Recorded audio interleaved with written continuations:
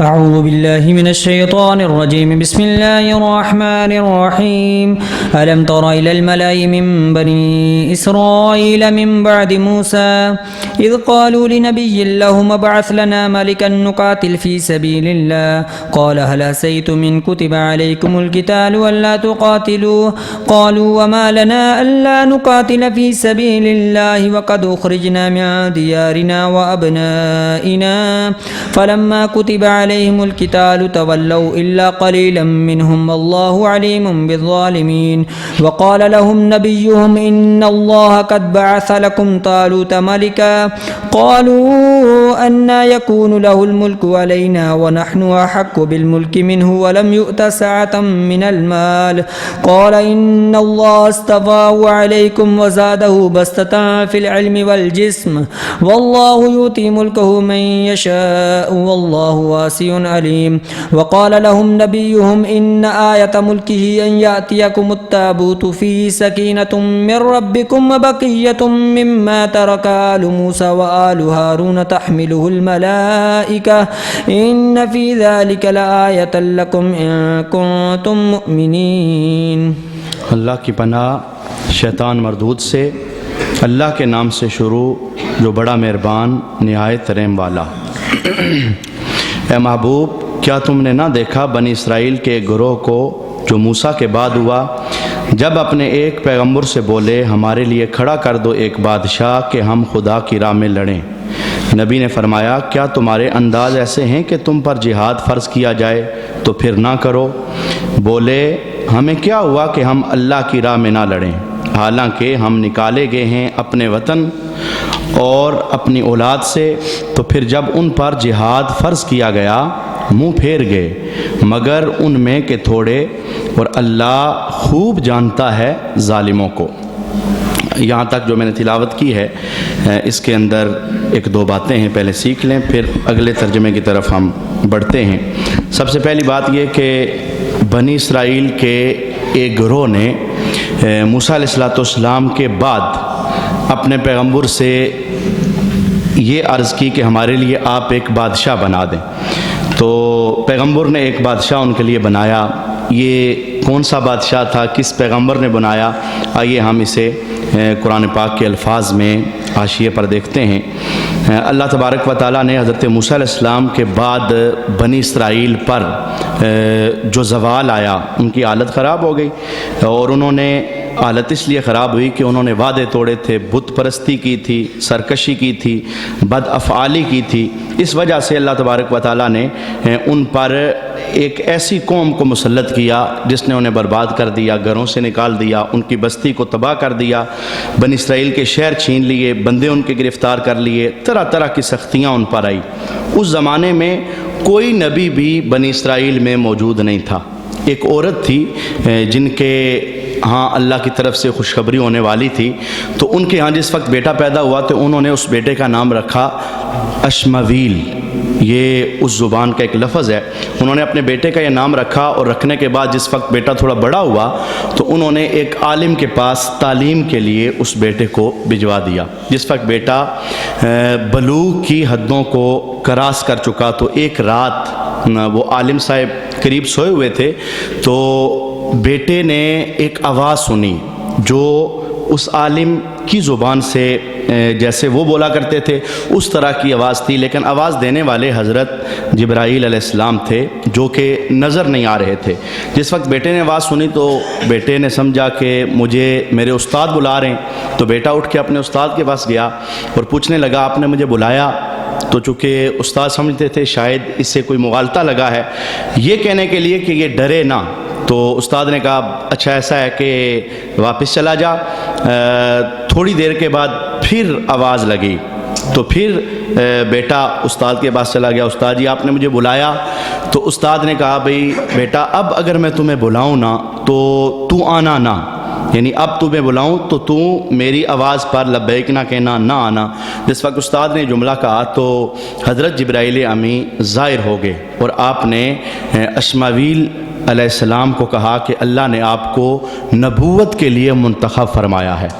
بنی اسرائیل کے اندر نبی کوئی نہیں تھا، تو یہ باقاعدہ نبی بنے, آپ اپنی قوم کے اندر آئے تو آپ نے اپنی قوم کو بتایا کہ میں رب کا نبی ہوں, اب میں نے نبوت کی بات آپ کے سامنے کرنی ہے.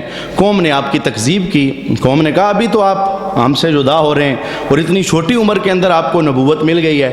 اچھا ٹھیک ہے, اگر آپ نبی ہیں تو پھر آپ ایسا کریں, ہمارے لیے کوئی بادشاہ مقرر کر دیں. اس چیز کا ذکر ہوا, قرآن پاک نے کہا کہ قوم نے کہا تھا نبی کو ہمارے لیے ایک بادشاہ کھڑا کر دو. اب اگلے الفاظ ہم قرآن کے سنتے ہیں, پھر دیکھتے ہیں کہ انہوں نے بادشاہ کس طرح کا مقرر کیا.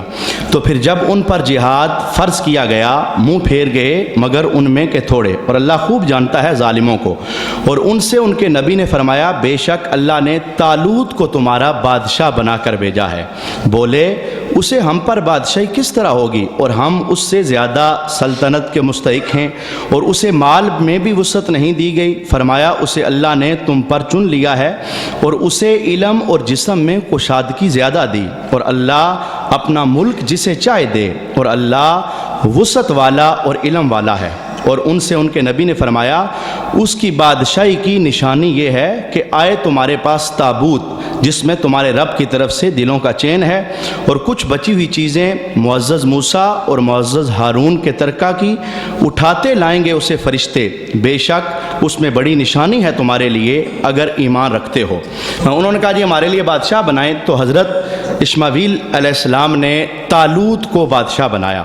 طالوت درجے کے اندر ایک غریب بندہ تھا, تو لوگوں نے کہا کہ یہ ہمارا بادشاہ کیسے بن سکتا ہے, اگر اس نے بادشاہ بننا تھا تو بادشاہی کے زیادہ مستحق ہم ہیں. لیکن رب کائنات نے ان آیات کے اندر یہ جملہ بھی ارشاد فرمایا بادشاہت یہ کسی کی جاگیر اور وراثت نہیں ہوتی, ہم چاہیں تو غریبوں کے سروں پر بھی بادشاہی کا تاج سجا دیتے ہیں. اس وقت اصل میں حضرت اسماعیل علیہ السلام کے پاس ایک عصا تھا, اور اس عصے کا کافی ساری لمبائی تھی. تو آپ کو اللہ کی طرف سے بتایا گیا تھا کہ آپ کی قوم میں سے جس بندے کا قد اس عصا کے برابر ہو آپ نے اسے بادشاہت کے لیے منتخب کرنا ہے. اور پوری قوم کے اندر یہی ایک بندہ تھا جس کا نام طالوت تھا, جس کا قد اس عصا کے برابر تھا غریب, لیکن آپ کو بادشاہ کے لیے نامزد کر دیا گیا. تو انہوں نے کہا کہ آپ نے ہمارے لیے بادشاہ یہ بنا دیا ہے تو ہمیں کیسے پتہ چلے کہ اللہ کی طرف سے یہ مقرر ہوا ہے. تو آپ نے پھر اگلا جملہ بولا, آپ نے کہا کہ تمہارے پاس ایک نشانی آئے گی, اور نشانی کیا ہے, تمہارے پاس ایک تابوت آئے گا, اور وہ تابوت ایسا ہے جس میں نبیوں کی نسبتوں کا حوالہ موجود ہے. آئیے میں اس تابوت کے متعلق چند جملے آپ کے سامنے عرض کرنا چاہوں گا, پھر تھوڑے سے سبق ہیں جو اس پیراگراف سے ہم سیکھنا چاہیں گے. یہ تابوت ایک لکڑی کا صندوق تھا جو حضرت آدم علیہ السلام پر نازل فرمایا گیا تھا. اس میں تمام انبیاء کی تصویریں موجود تھیں, اور ہمارے نبی علیہ السلام کے گھر کی تصویر بھی موجود تھی. سرکار علیہ السلام کھڑے ہیں اور سرکار علیہ السلام کے اردا گرد صحابہ بھی بیٹھے ہوئے ہیں اور حضور علیہ السلام کے دربار کے اندر حاضر ہیں. یہ تصویر بھی اس صندوق کے اندر موجود تھی. حضرت آدم علیہ السلام کے بعد ورثہ در ورثہ یہ صندوق آگے منتقل ہوتا رہا. پھر حضرت موسیٰ علیہ السلام تک پہنچا تو حضرت موسیٰ علیہ السلام اس صندوق کے اندر ایک تو تورات شریف رکھا کرتے تھے, کچھ تورات کے ٹکڑے اس صندوق کے اندر موجود تھے. اس کے بعد حضرت موسیٰ علیہ السلام کا مبارک عصا اس صندوق کے اندر موجود تھا. تیسرے نمبر پر حضرت موسیٰ علیہ السلام کے کپڑے اس صندوق کے اندر موجود تھے. نالین شریفین اس صندوق کے اندر موجود تھے, اور حضرت ہارون علیہ السلام کا امامہ شریف وہ اس صندوق کے اندر موجود تھا. اور تھوڑا سا من, وہ جو من و سلوہ حضرت موسیٰ علیہ السلام کی دعا پر آسمان سے اترا تھا, تو اس میں سے تھوڑا سا حصہ آپ نے صندوق کے اندر رکھا ہوا تھا. حضرت موسیٰ علیہ السلام جس وقت جنگ ہوتی یہ ساری چیزیں اس کے اندر موجود تھی. جس وقت جنگ ہوتی تو حضرت موسیٰ علیہ السلام اس صندوق کو سامنے رکھ دیا کرتے تھے, آگے رکھ دیا کرتے تھے. تو اللہ تبارک و تعالیٰ اس صندوق کی برکت کی وجہ سے انہیں فتح عطا فرمایا کرتا. اب صندوق کے اندر کیا کیا تھا میں نے وہ علادہ کر کے آپ کو بتا دیا, اور بنی اسرائیل کے دلوں کو تسکین رہتی کہ ہمارے پاس بڑی نسبت ہے, بڑے حوالے ہیں, اب ہم نے جیتنا ہی جیتنا ہے. جب بنی اسرائیل نے یہ سنا کہ اچھا اصل میں یہ صندوق بنی اسرائیل کے پاس تھا, پھر ایسے ہوا کہ بنی اسرائیل کی اپنی بدعمالیوں کی وجہ سے ایک اور بندہ یہ بادشاہ جو تھا اس کا نام تھا طالوت، اور ایک اور بندہ جس کا نام تھا جالوت، وہ درجے کے اندر ظالم بندہ تھا۔ پھر اس نے اس قوم پر حملہ کیا اور ان سے وہ صندوق وغیرہ وہ ساری چیزیں لے گیا، اور پھر انہوں نے اس صندوق کو ایک گندگی والی جگہ پر رکھ دیا، اور انہوں نے اس کی بے ادبی کی۔ اس بے ادبی کی وجہ سے 5 کے قریب ان کی بستیاں تھیں۔ اللہ کے پیاروں کی نسبتوں کی بے ادبی کی وجہ سے اللہ نے ان کی 5 بستیوں کو ہلاک فرما دیا۔ اعلیٰ اس تابوت کے اندر کیا تھا؟ جوتے تھے حضرت موسیٰ علیہ السلام کے، پگڑی تھی حضرت ہارون علیہ السلام کی، کپڑے تھے حضرت موسیٰ علیہ السلام کے، لیکن بے ادبی کی اس قوم نے، اس کی قوم کو غر کر دیا گیا۔ جو اس میں عقل مند بندے تھے انہوں نے یہ بات سوچی، انہوں نے کہا کہ اچھا اس تابوت کی وجہ سے، اس کی بے ادبی کی وجہ سے ہمیں ہلاک کیا گیا، تو انہوں نے پھر ایسا کیا کہ ایک بیل گاڑی پر تابوت کو رکھ دیا، اور جس وقت انہوں نے رکھا تو اس بیل گاڑی کو چھوڑ دیا۔ اللہ نے فرشتوں کو حکم دیا کہ فرشتوں ایسے کرو کہ اس بیل گاڑی پر جو تابوت ہے، اس تابوت کو حضرت اسماعیل علیہ السلام کی قوم کے پاس پہنچا دیا جائے، چونکہ وہ نشانی مانگ رہے تھے کہ آپ نے ہمارے لیے طالوت بادشاہ کو مقرر کیا ہے، تو اس کی نشانی کیا ہے؟ یہ نشانی ان کے پاس آ گئی۔ جس وقت یہ نشانی بنی اسرائیل نے دیکھی بڑے خوش ہوئے، یہ تو بہت بڑی چیز ہے، اور اس کے اندر ہمارے لیے دلوں کا چین اور قرار موجود ہے۔ یہاں میں 2 یا 4 جملے عرض کرنا چاہوں گا۔ بزرگوں کے جتنے بھی تبرکات ہیں، جن کے ساتھ کسی بزرگ کی نسبت ہوتی ہے، وہ بڑے اعلیٰ قسم کی چیزیں ہوتی ہیں، اور مذہب یہ بتاتا ہے کہ وہ سنبھال کے رکھنے والی چیزیں ہوتی ہیں۔ میں ایک ایک چیز آپ کے سامنے عرض کرتا ہوں۔ یہ دیکھیے اس تابوت کے اندر کیا تھا؟ حضرت موسیٰ علیہ السلام کا کپڑوں کا ایک جوڑا، اور اس کی برکت کیا تھی کہ بنی اسرائیل کے لوگ اس تابوت کو جب قوم سے لڑنے کے لیے جاتے، سامنے رکھتے، تو اللہ اس کی برکت کی وجہ سے قوم کو فتح عطا فرما دیا کرتا تھا۔ میں یہ عرض کرنا چاہتا ہوں، اگر حضرت موسیٰ علیہ السلام کے کپڑوں کی برکت کا یہ حال ہے، تو جو کپڑے میرے نبی کے جسم سے لگ گئے، اللہ نے اس میں کتنی برکتیں رکھی ہوگی۔ آئیے برکت کے لیے میں ایک حدیث پاک آپ کے سامنے عرض کرتا ہوں۔ حضرت عائشہ صدیقہ رضی اللہ تعالی عنہا کا جس وقت وصال ہوا تو ان کے پاس حضور علیہ السلام کا ایک جبہ مبارک تھا، تو انہوں نے اپنے وصال کے بعد حضرت اسماء بنت ابو بکر صدیق کو وہ جبہ دیا، تو اس جبے سے حضرت اسماء بنت ابو بکر صدیق کیا فائدہ لیا کرتی ہیں؟ فرماتی ہیں نحن نغسلها للمرضى نستشفی بها۔ جب ہم میں سے کوئی بندہ بیمار ہو جاتا تو ہم کیا کرتے؟ رسول اللہ کے جسم سے لگا ہوا یہ جبہ ہم اسے دھو لیتے، دھونے کے بعد جو دھون بچتا، پانی بچتا، تو ہم مریض کو پلاتے، اللہ حضور کے جبے کے صدقے سے مریض کو شفا عطا فرما دیتا۔ سبحان اللہ۔ اب یہ دیکھیے کتنا سونا اور ستھرا عقیدہ ہے۔ ادھر نبی کے کپڑے ہیں، اس کی وجہ سے قوم کو فتح مل رہی ہے، اور ادھر نبی کا جبہ ہے، اللہ نبی کے جبے کے پانی کی برکت کی وجہ سے بیماروں کو شفا عطا فرما رہا ہے۔ دوسری چیز اس کے اندر کیا تھی؟ حضرت ہارون علیہ السلام کا امامہ، یعنی امامہ چادر بھی یعنی سر پہ رکھنے والا ایک کپڑا تھا جسے حضرت ہارون علیہ السلام استعمال کیا کرتے تھے۔ یہ امامہ تھا جس کی وجہ سے فتح ملتی تھی، اور جو چادر ایک لمحے کے لیے میرے رسول کے وجود کے ساتھ لگ جائے، اللہ اس کی وجہ سے قبر اشر کی ساری منزلیں آسان فرما دیتا ہے۔ یہ دیکھیے بخاری شریف کی دوسری حدیث پاک ہے، رسول اللہ صلی اللہ علیہ وسلم تشریف فرما ہے، ایک عورت آ گئی، اس نے تحفے میں حضور کو چادر پیش کی، سرکار علیہ السلام نے زیب تن فرما لی۔ محفل ختم ہونے لگی تو ایک بندہ اٹھا، کہنے لگا حضور چادر بڑی سونی ہے، اگر آپ مجھے تحفے میں دے دیں۔ تو سرکار کی عادت مبارکہ تھی، حضور مانگنے والوں کو خالی نہیں لوٹایا کرتے تھے۔ سرکار علیہ السلام نے چادر دے دی، حضور تشریف لے گئے تو صحابہ نے طنز کیا، صحابہ نے تانا لگایا، کہا یار تو اچھا بندہ ہے، تو نے یہ چادر حضور علیہ السلام سے کیوں لی؟ تو رہنے دیتا، بڑی اچھی لگی تھی سرکار علیہ السلام کو، حضور کی ضرورت بھی تھی۔ اس صحابی کا جملہ کیا تھا؟ صحابی کہتے ہیں اے مجھ پر اعتراض کرنے والوں، تم کیا سمجھتے ہو میں نے گرمی یا سردی سے بچنے کے لیے چادر لی ہے؟ نہیں، رجوت برکتہا، میں اس چادر سے برکت حاصل کروں گا۔ بھئی کیسے برکت حاصل کرو گے؟ کہا میں اسے سنبھال کے رکھوں گا، جب میری آنکھیں بند ہو جائیں، موت کا قانون پورا ہو جائے، لعلی اکفن فیہا، اس چادر میں مجھے کفن دینا، اللہ قبر کی ساری منزلیں آسان فرما دے۔ سبحان اللہ۔ دیکھیے یہ نسبتوں کو بچا کے رکھنا، یہ ہمارا قرآن ہمیں سکھا رہا ہے، ہمارا مذہب ہمیں سکھا رہا ہے۔ اس کے اندر عصا تھا حضرت موسیٰ علیہ السلام کا، تو وہ عصا ساتھ لے کے جاتے تو جنگ میں فتح حاصل ہو جاتی۔ نبی علیہ السلام کے صحابہ تو حضور کے ساتھ اتنا پختہ عقیدہ رکھتے تھے عصا کی ضرورت ہی نہ پڑتی، وہ حضور کا ایک بال ہی ساتھ لے جاتے۔ کی حدیث پاک ہے، جنگ ہو رہی تھی، کافر بالکل سامنے ہیں، حملہ کرنے والے ہیں، حضرت خالد بن ولید رضی اللہ تعالی عنہ کہتے ہیں اے میرے ساتھ جنگ لڑنے والوں، میری ٹوپی گم ہو گئی، ذرا اسے تلاش تو کرو۔ کوئی ادھر ڈھونڈتا ہے، کوئی ادھر ڈھونڈتا ہے، بڑی تلاش کے بعد جب ٹوپی میسر آ جاتی ہے، لوگوں نے دیکھا خالد بن ولید آپ سپہ سالار ہو، دلیر بندے ہو، اس پرانی سی ٹوپی کے لیے آپ نے اتنا وقت ضائع کیا، دشمن ہم پہ حملہ کر دیتا۔ خالد بن ولید کا جملہ کیا تھا؟ فرمایا اس سے پرانی نہ سمجھو، میں نے ٹوپی کو کیوں تلاش کیا؟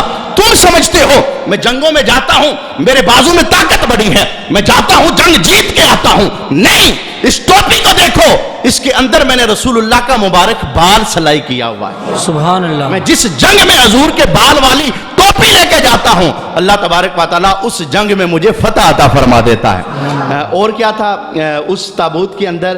حضرت موسیٰ علیہ السلام کے نالین تھے، ایک نالین ہے موسیٰ علیہ السلام کے اور ایک نالین ہے میرے محبوب علیہ السلام کے۔ جب سرکار عرش پر گئے نا، رب نے کہا سونے نالین اتارنا نہیں، نالین ساتھ لے کے آنا، یہ برکت ہے۔ اور عاشق لوگ یہ کہتے ہیں گھر سر پہ رکھنے کو مل جائے نقش نالے حضور، گھر سر پہ رکھنے کو مل جائے نقش نالے حضور، پھر کہیں گے ہاں تاجدار ہم بھی ہیں۔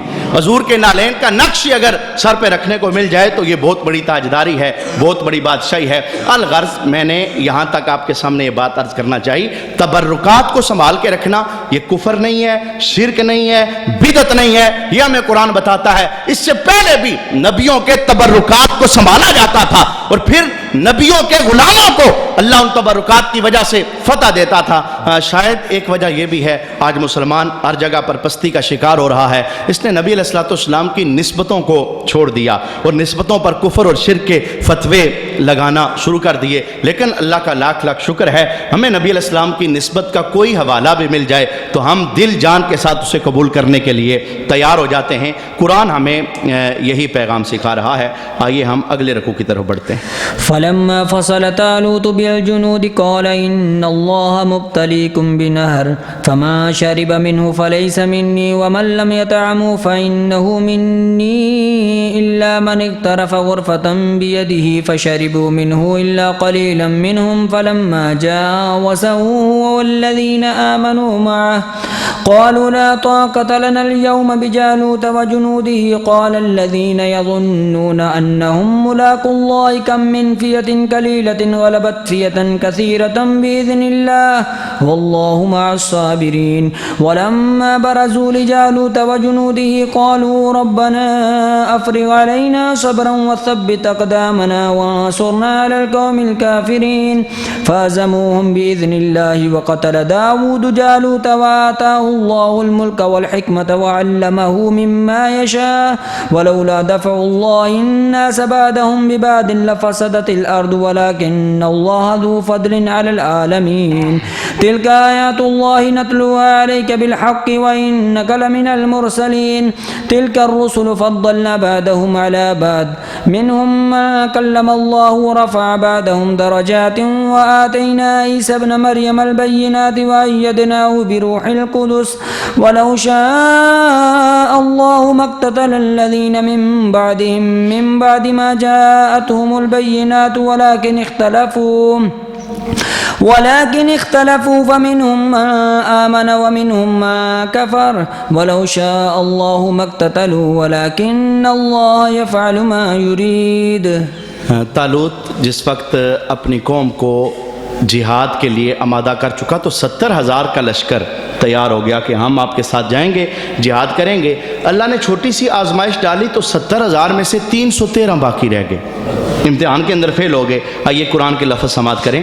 پھر جب طالوت لشکروں کو لے کر شہر سے جدا ہوا، بولا بے شک اللہ تمہیں ایک نہر سے آزمانے والا ہے، تو جو اس کا پانی پیے وہ میرا نہیں اور جو نہ پیے وہ میرا ہے، مگر وہ جو ایک چلو اپنے ہاتھ سے لے لے تو سب نے اس سے پیا مگر تھوڑوں نے۔ پھر جب طالوت اور اس کے ساتھ کے مسلمان نہر کے پار ہو گئے بولے ہم میں آج طاقت نہیں جالوت اور اس کے لشکروں کی۔ بولے وہ جنہیں اللہ سے ملنے کا یقین تھا کہ بارہا کم جماعت غالب آئی ہے زیادہ گروہ پر اللہ کے حکم سے، اور اللہ صابروں کے ساتھ ہے۔ پھر جب سامنے آئے جالوت اور اس کے لشکروں کے، عرض کی اے رب ہمارے ہم پر صبر ہنڈیل دے اور ہمارے پاؤں جمے رکھ اور کافر لوگوں پر ہماری مدد کر۔